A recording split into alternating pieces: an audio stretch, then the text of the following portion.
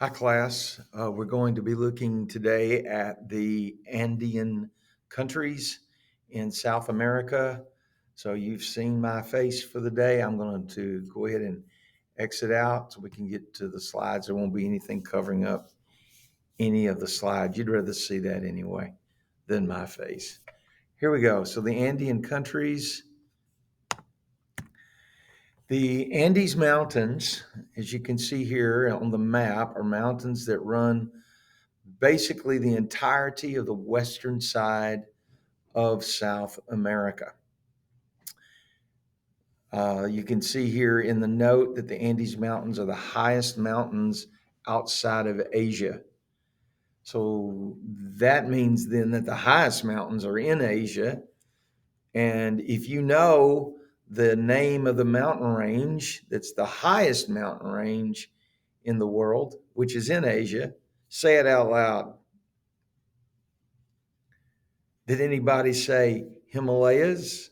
If you did, that's the correct answer. They're the highest mountain range, or the Himalayas is the highest mountain range in the world. That's where the country of Nepal is located. It's called the roof of the world. And of course, it's where Mount Everest is located.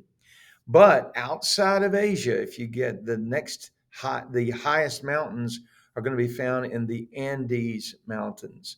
So these are not wimpy mountains by any stretch of the imagination. They're very, very big and majestic and mountains that have served, as we said yesterday, to cut off this coast of South America from the rest of the continent. So here's a picture of the Andes Mountains. Nice view. And then here's another view of some more mountains.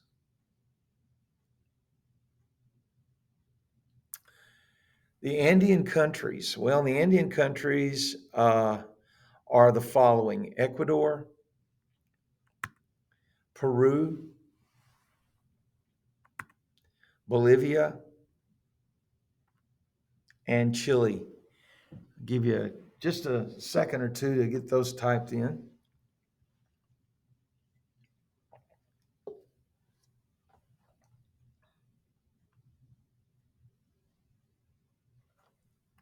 All right.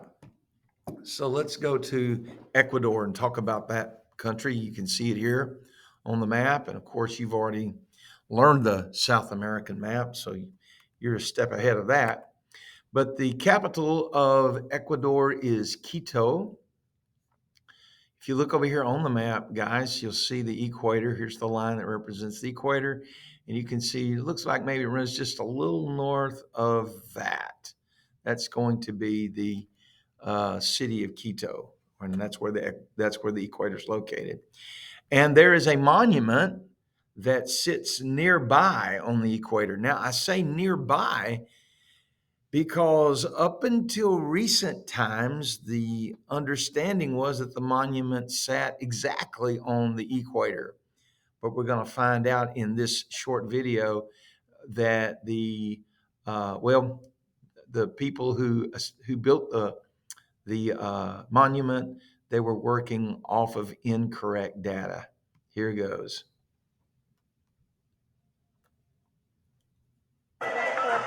The sign says equator, latitude 0. It's a magnet for tourists from I'm all sorry, over the hang world. on a minute. Just put 1 foot in winter and 1 foot in summer. Welcome to the Middle of the Earth Museum in Quito, Ecuador.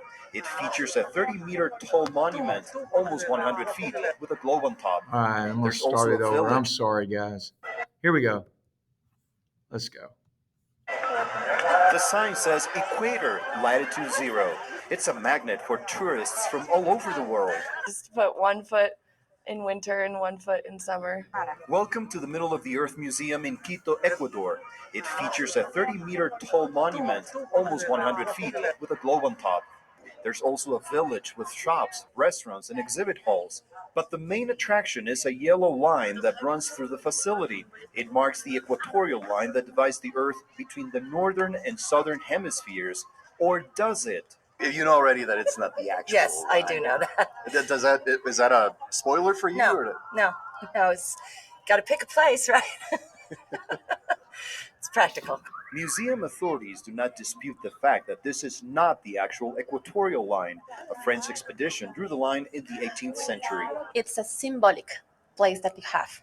That was settled here according with the meditions that we had 200 years ago in 1736. The error was discovered only a few years ago thanks to global positioning technology. In fact, we can talk about 3 different equatorial lines. The symbolic one here at the Middle of the Earth Museum is this yellow line where most tourists take their pictures.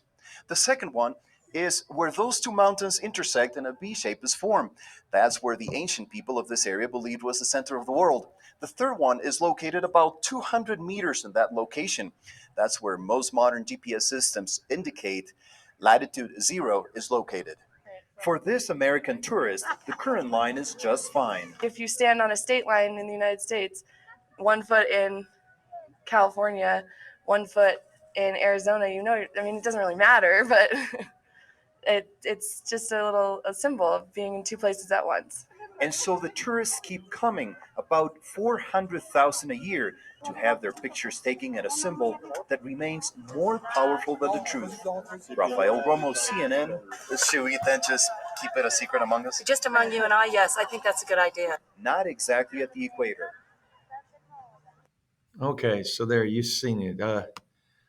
So that's an example of establishing a monument and then finding out later on that it's not exactly accurate.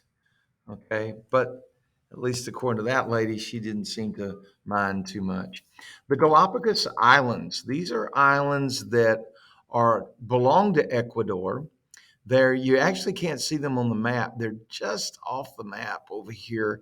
The reason we bring these islands up is, of course, these are the islands where Charles Darwin went and did extensive studies, and he believed that he found evidence of evolution on those islands. Of course, that is a teaching that the Christians reject primarily because the Bible rejects it. The Bible would tell us that God created all things in 6 days and created all things well, and that man was the crowning achievement in his creation.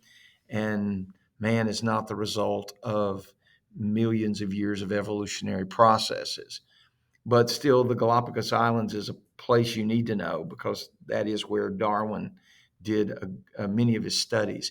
Another thing the islands are famous for are their tortoises.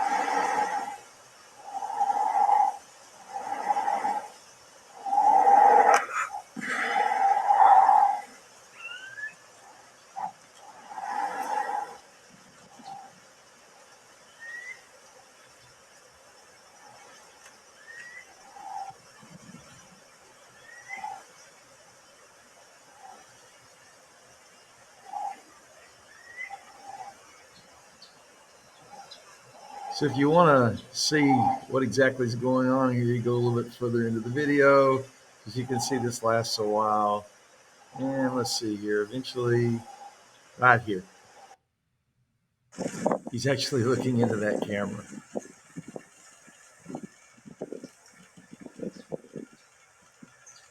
That's a pretty good sized turtle. Maybe some of you have seen those in zoos here in the United States. All right, So those are the huge turtles there on the Galapagos Islands. Cotopaxi is one of the highest volcanoes in the world, and it is located in the country of Ecuador. Let me give you just a second to get that typed in.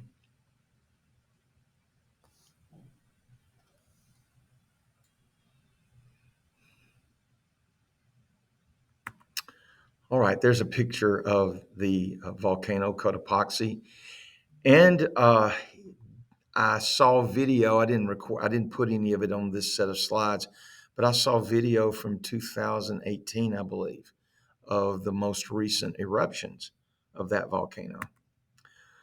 All right, the eastern portion of Ecuador, this portion here, lies in the Amazon rainforest.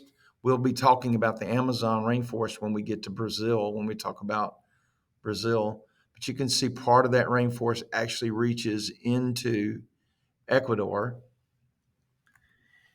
There are very few people that lived in this area until 1967 when oil was discovered. So now there are workers, oil workers, who live in this part of the country of Ecuador. A pipeline has been built to bring oil from this part of Ecuador through the Andes and then into to the Gulf, or to the coast, I should say, so that Ecuador is able to ship oil out to world markets. So you can see here that Ecuador has now become the second leading oil producer in South America.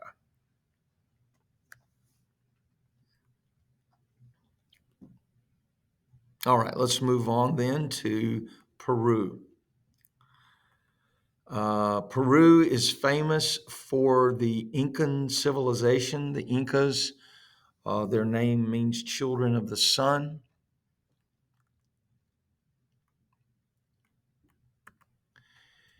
The Incas were an advanced civilization in South America. They had established a 2,000-mile network of roads before the Europeans ever discovered this civilization in Peru. Runners were employed to work on these roads and send messages up to 200 miles a day.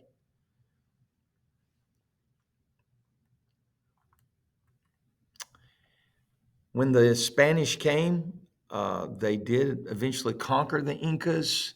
The conqueror or the conquistador who conquered the Incas, his name was Francisco Pizarro.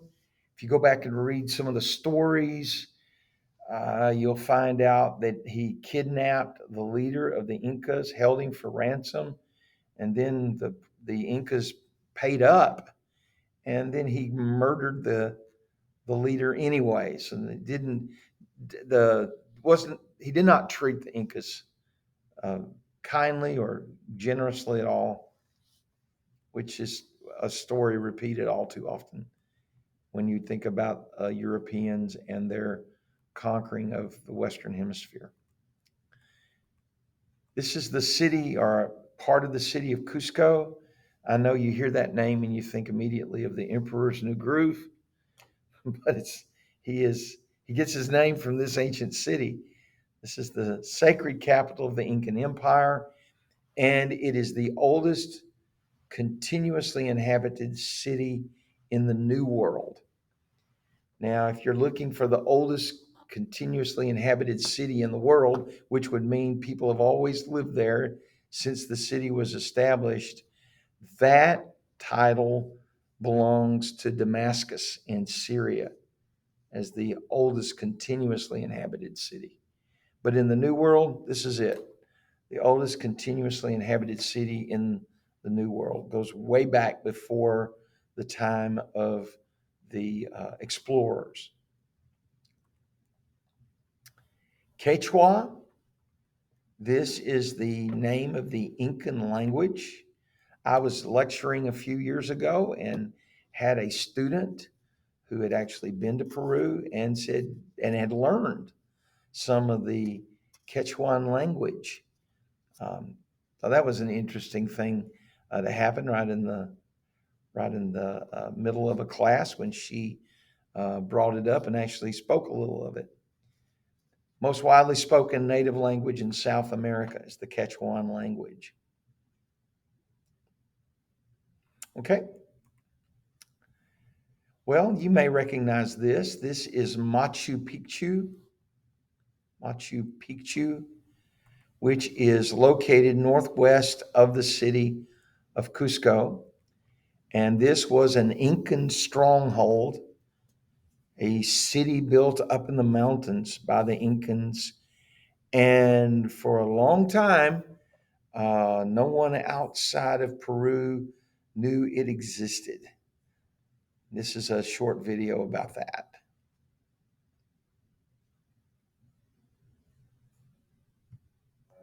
The stone city of Machu Picchu is one of the most fascinating archaeological sites on the planet.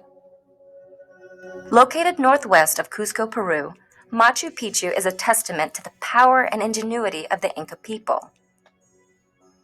During its prime, the Inca civilization stretched about 2,500 miles along South America's Pacific coastline from modern-day Ecuador down into Chile.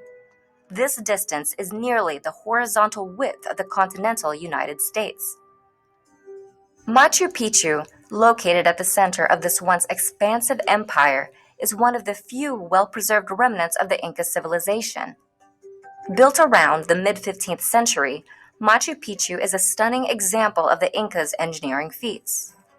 The Inca constructed Machu Picchu's palaces, temples, terraces, and infrastructure using stone, and without the help of wheels or tools made of steel or iron.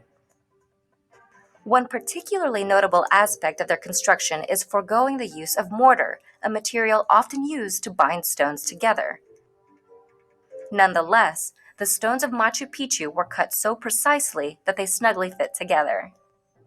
Located on two fault lines, Machu Picchu often experiences earthquakes, but because of the stone's exceptional cut and fit, they bounce during tremors and then are able to easily fall back into position. These engineering marvels have preserved Machu Picchu's remarkable condition for over 500 years. Machu Picchu's purpose is still a mystery to many archaeologists. Some theorize that it may have served as a ceremonial site, a military stronghold, or a retreat for nobility. The site's geographic layout may be significant in another way.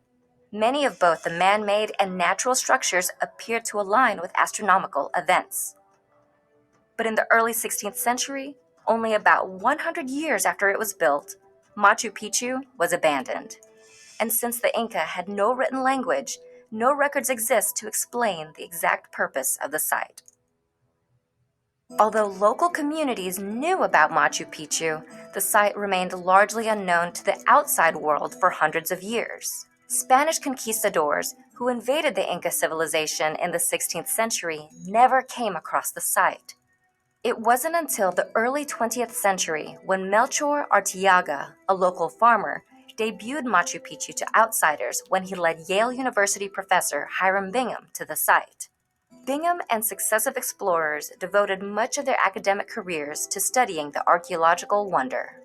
Despite its enigmatic nature, Machu Picchu still stands as one of the world's most important archaeological sites. It is a testament to the power and ingenuity of one of the largest empires in the Americas. In 1983, UNESCO designated Machu Picchu as a World Heritage Site, and today, visitors from around the world come to pay homage to this piece of history.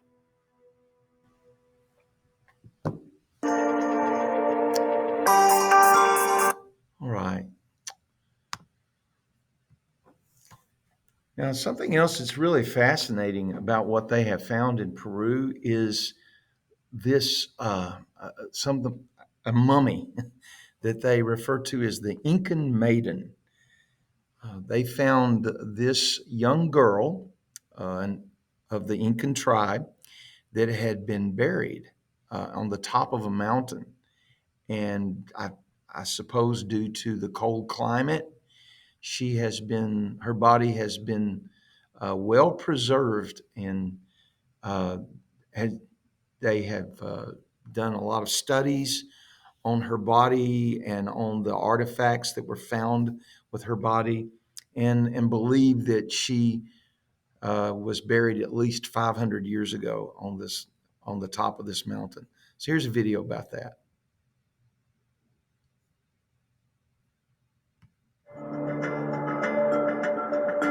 The mummy was uncovered in the Andean mountains of South America, on the lonely, snow-capped peak of the world's tallest active volcano, Mount Uyayaco.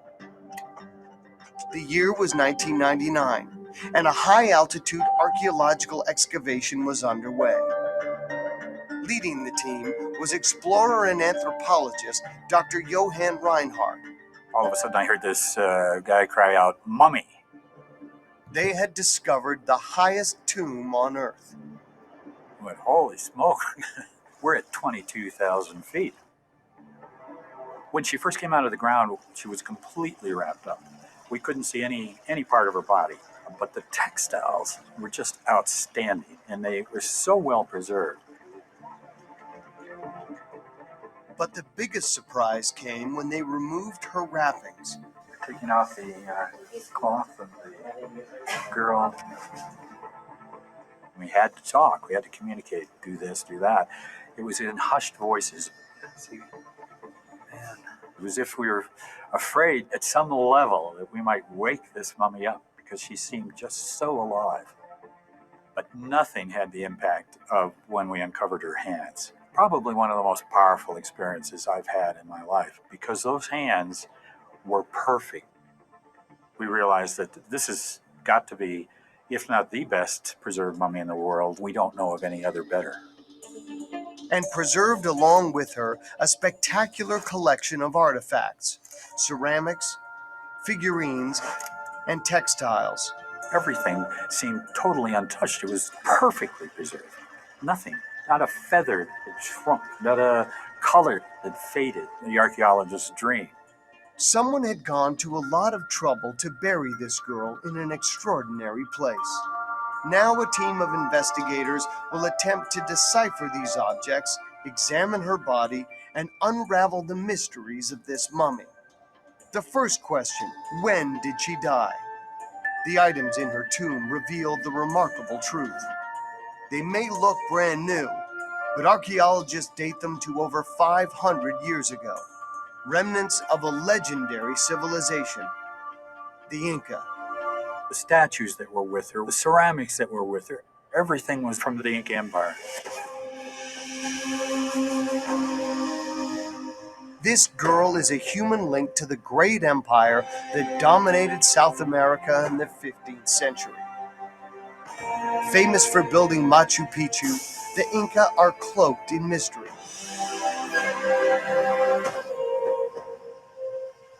Wiped out by Spanish conquest, they left no written language.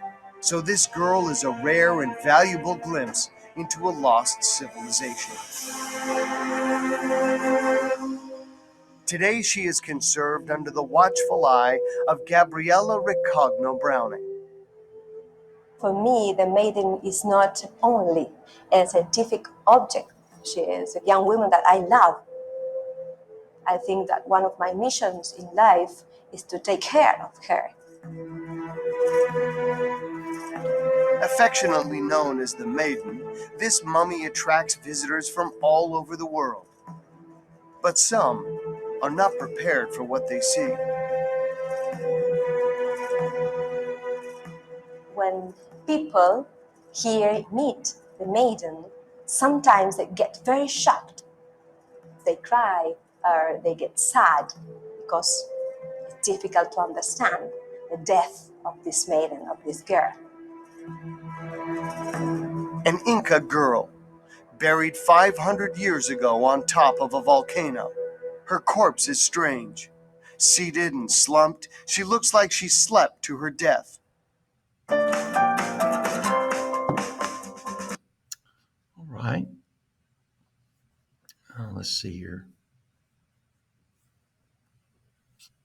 All right, back here. Okay, great. So another issue, and this is something that you should remember, we've talked about this before, is the issue of rain shadow and the Peru current. So the Peru current is a cold water current that comes up from the south. And then the rain shadow is because you got all the moisture that comes across from east to west across South America. And so any moisture rain and the clouds, they rain themselves out, they snow themselves out. There's no moisture left when they cross the mountains. And so what that ends up doing is that ends up leaving a very dry area here in northern or in southern Peru and into northern Chile. So it forms a desert coast along Peru and Chile. All right. Okay, well, let's talk about the country of Bolivia.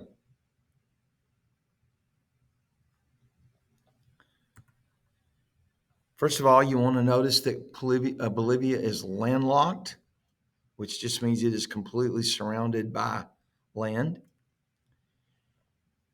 One of the features of Bolivia is the Altiplano, which is Spanish for high plain. This is a region uh, in Peru and Bolivia, which is encircled by the Andes. We mentioned at the beginning of the year that a plain can be at a low elevation or at a high elevation. Elevation is not really what defines a plain. A plain is just a broad expanse of land, but it can appear at any elevation, as this demonstrates. La Paz, located right here, is the world's highest capital. And then this lake here that's on the border of Peru and Bolivia is Lake Titicaca. It is the second largest lake in South America.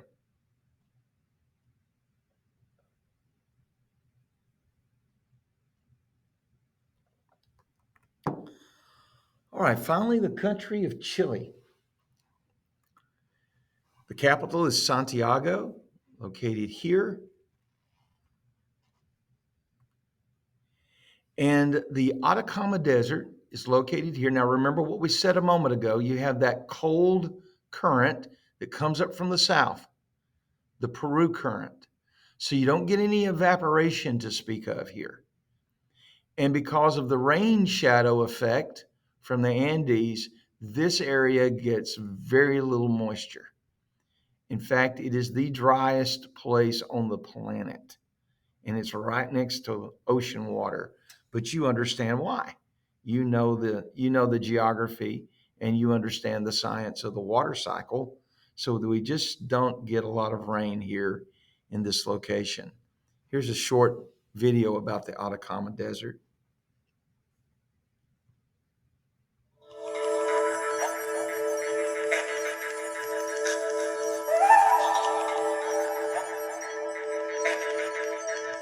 In the north of Chile is where you'll find San Pedro de Atacama, a magical destination due to its diverse landscapes, colors, and tones that in perfect harmony give tribute to the expanse of this desert. A desert that is the most arid in the world. A small population in an oasis charged with culture and natural beauty, set in a limitless desert with high mountains and clouds in the sky that make us believe we can reach them. Passing through the streets of San Pedro de Atacama, you find constructions that date back to the 16th century, such as the historic church of San Pedro and houses built with mud bases and straw roofs. Long, narrow streets invite you to walk along them and learn about their history and culture. Important is the archaeological legacy of the Atacameños, an indigenous community that still lives in the zone and transmits their customs, developing and commercializing textile products and handicrafts that are made mainly from ceramics.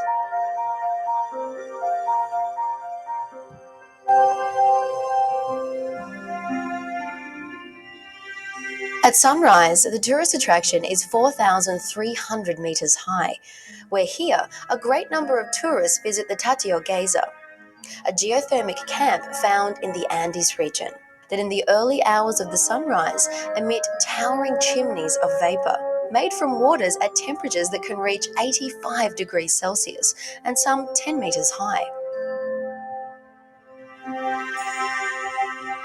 South of San Pedro, at some 4,200 meters, is where you'll find the high plain lakes, made from the rain, thermal springs, and melted snow of the high summits, that together form a beautiful and natural scene that gives life to a range of landscapes, adorned with impressive mountains, majestic salt deposits, and an array of well-nourished wild animals that inhabit the area. At only a few kilometers from San Pedro is where you'll find the Valley of the Moon, famous for the way its salt-covered floor resembles the surface of the moon. Its large and natural coliseum and its intriguing sculptures give life to this space, which at the end of the day invites you to enjoy a magical sunset in the most inhospitable spot in the planet. Visit the magic places that San Pedro de Atacama has to offer. Enjoy this marvelous adventure in the middle of the most arid desert in the world. Journey the immense high plain lakes, from the majestic salt flats to the high mountains, and be surprised by the Tatio Geyser. Go into this mystical trip to live an unforgettable and unique experience.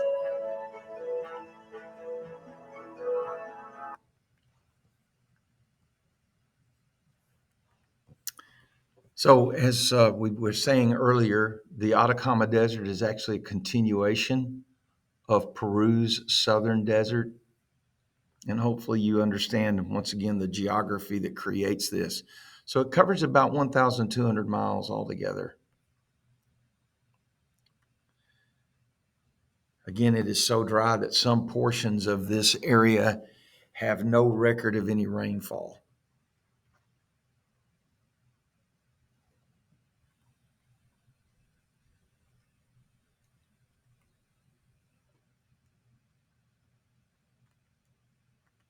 All right, Chile's archipelago stretches for 100,000 miles. That's this set of islands. It may not look like it on the map, but if you look at the scale here, you could imagine taking that scale, turning it up to run north and south, and yes, that's about 1,000 miles. So that is a very long archipelago. The southern tip of Argentina, in fact, the southern tip of South America, not Argentina, I'm sorry, Chile. But anyway, the parts of Argentina, anyway, nevertheless, the southern tip of South America is called Tierra de Fuego, the land of fire. Called that because when European explorers sailed this area, they could see the campfires from the Indians flickering on the shores, and they gave it that name. The Drake Passage is this area of the Atlantic. It's actually where the Atlantic and the Pacific join that passageway. And there's about a 600-mile space between the tip of South America or Cape Horn and the continent of Antarctica. And so that's what Drake Passage is. It is one of the most dangerous bodies of water in the world. You hear about, especially centuries ago, you hear about a lot of shipwrecks in the area. Very difficult to traverse. To this day, it is a difficult body of water to traverse. And here is a short video about the Cape Horn and the Drake Passage. I'm here in Cape Horn, Chile, the southernmost part of South America and a place regarded by sailors as the most iconic and feared landmark in the world. Welcome to the end of the world. First discovered by a Dutch sailor in 1616, Cape Horn is the rocky tip of the Hornos Islands in Chile's Tierra del Fuego archipelago. It's the place where the Pacific and Atlantic Oceans meet at the northern end of the Drake Passage. This is the Atlantic Ocean, and this is the Pacific Ocean. Cape Horn is widely considered as the most dangerous place on Earth for sailors to cross, almost like the yachting equivalent of climbing Mount Everest. Strong currents, gale-force winds, huge waves, floating icebergs, and extreme remoteness are the reasons why the lives of thousands of seafarers have been claimed around the Horn. But today, we are extremely lucky to have perfect weather. It's amazing. This albatross monument commemorates the lives of all sailors who died trying to navigate around the Cape. This place really gives me the chills. A secluded lighthouse, we're in the top of the lighthouse, and the tiny Stella Maris Chapel are nearby as well. It's truly a great experience to visit Cape Horn on this magical day. Who knows if I'll ever be back here, but if one thing's for sure, this place is outstanding. All right.